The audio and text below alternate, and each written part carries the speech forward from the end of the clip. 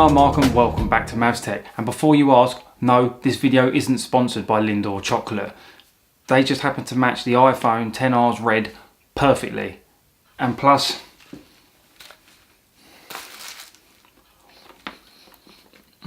they taste so good.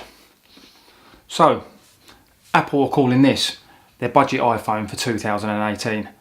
But at £750 starting for the entry level 64GB option, it's hardly budget, is it? So, what are you getting with this so-called budget iPhone? Well, to be honest, it's packing a massive and impressive spec sheet. Because of the new design at the entry level end of the iPhone lineup, it's actually a very good option. Now, I've been using the iPhone XS Max for 3 months now, and honestly, I thought the iPhone XR wasn't even worth looking at. I mean, no OLED screen, no 3D touch, a single rear camera, only 3GB of RAM, smaller screen size, and not to mention the bashing this iPhone got on its release. But looking and using the iPhone XR, my mind has completely changed. Now, I'm not saying this is a better option than the iPhone XS Max. That's really a personal choice, and I will be making a video comparing both side by side really soon. But what you are getting in this newly designed iPhone XR model is a massive step up if you are coming from an iPhone 8 or older.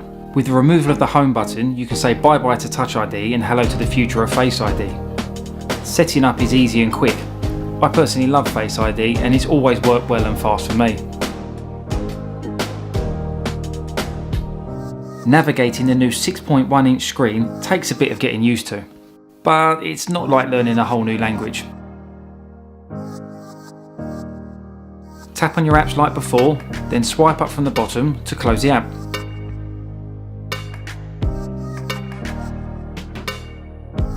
To scroll while in an app, just swipe left or right at the bottom of the screen to switch between open apps.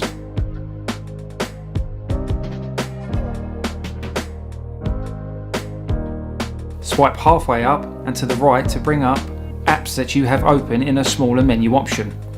From here you can swipe left and right between the apps, and to close any open apps, just swipe up on the one you want to close.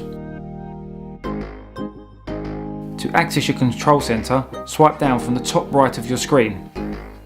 Now remember, the iPhone XR doesn't have 3D touch, but it's been replaced with this rather annoying haptic touch, which really means press and hold to operate. To look at the notification center, go to the left or center at the top of the screen and swipe down. Congratulations, you can now use your new iPhone XR. The Liquid Retina screen from Apple is brighter and better than older model iPhones, so yes, this will feel like an upgrade. With its impressive 6.1 inch all-screen design, the only real bad thing I can say is that the bezels are big and you are going to notice them.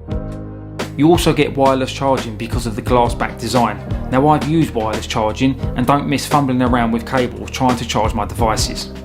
I will do a more in-depth video soon comparing the iPhone XR and the iPhone XS Max, so make sure you're subscribed so you don't miss that or any other content I've got coming up real soon. Also, in the comments below, let me know if you've got the iPhone XR or are thinking of picking one up, and also let me know what colour you're going to choose and why. Thanks for watching, stay safe, and I'll see you next time.